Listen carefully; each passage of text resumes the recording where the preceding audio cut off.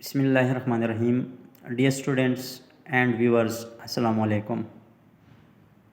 آج تیسری لیسن کے ساتھ آپ کے سامنے حاضر خدمت ہوں.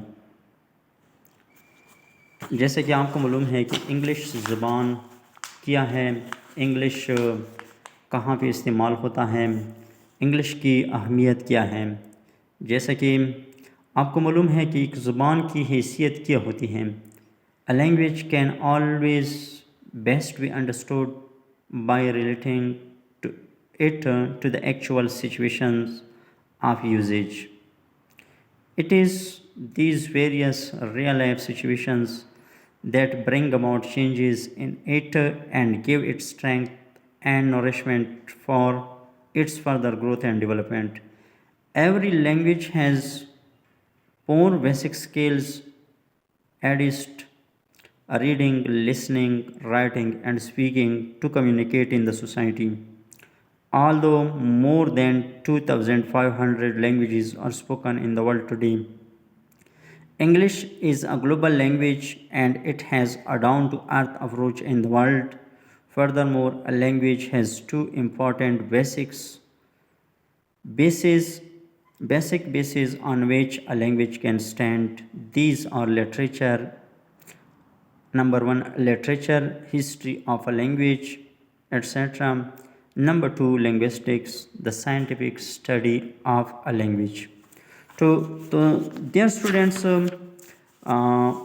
جس طرح آپ کو معلوم ہے کہ ایک زبان کی جو بیسک دو بنیادیں ہیں وہ لٹریچر اور لنگوسٹکس ہیں، لیکن وہ تو ایک وسیع ٹاپک ہے. اب ہم ابتدا سے شروع کرتے ہیں. اب جیسے کہ آپ کو معلوم ہے the letters of the alphabets, حروف تہاجی کی تعداد انگریزی میں 26 ہیں، اے بی سی اپ ٹو زی تک، اور یہ کیپیٹل لیٹرز میں اور اسمال لیٹرز میں لے کے جاتے ہیں. جس طرح آپ بورڈ پر دیکھ رہے ہیں جو میں نے ڈیاگرام سا بنایا ہے لائن والا. 14 حروف اگر ہم اسمال میں لکھتے ہیں تو درمیانی دو لائنوں میں آتے ہیں. 7 حروف جب ہم اسمال میں لکھتے ہیں وہ اوپر کی 3 لائنوں میں آتے ہیں، اور 5 حروف جو ہم نیچے کی 3 لائنوں میں لکھتے ہیں. اب ان الفابیٹس کو تقسیم کیا گیا ہے 2 حصوں میں، واولس اینڈ کانسوننٹس، جن میں واولس کی تعداد ہے 5، اے ای آئی او یو، اور کانسوننٹ کی تعداد ہے 21. بعض لوگ کانسوننٹ کو، لیکن بیسیکلی کانسوننٹ کی تعداد جو پرماننٹ کانسوننٹس ہیں ان کی تعداد 19 ہے، 19 ہے. کیوں ایسے کیوں ہیں؟ کیونکہ 2 حروف ڈبلیو اور وائی کبھی کبھی کانسوننٹ بنتے ہیں، کبھی واول بنتے ہیں. بعض لوگ انہیں سیمی واولز بھی کہتے ہیں. فار ایگزامپل، اگر کسی لفظ کے ڈبلیو اور وائی آئے، مثلا وٹ، ہوم، اسی طرح یٹ، یو، تو یہ کانسوننٹ بنتے ہیں. اگر کسی لفظ کے درمیان میں آئے یا آخر میں آئے تو پھر واول بن جاتے ہیں. فار ایگزامپل مائی، اور ٹو. یہ جو لیٹرز ہیں، جو حروف ہیں، جو الفابیٹس ہیں، یہ آپس میں مل کر الفاظ بناتے ہیں. جیسے کہ آپ وائٹ بورڈ پر دکھ رہے ہیں، میں نے ایک ڈیاگرام سے بنایا ہے. یہاں پہ لفظ، لیٹرز مل کر الفاظ یعنی ورڈز بناتے ہیں. لفظ بنتا ہے لیٹر سے مل کر، لفظ بنتا ہے، پھر ورڈز مل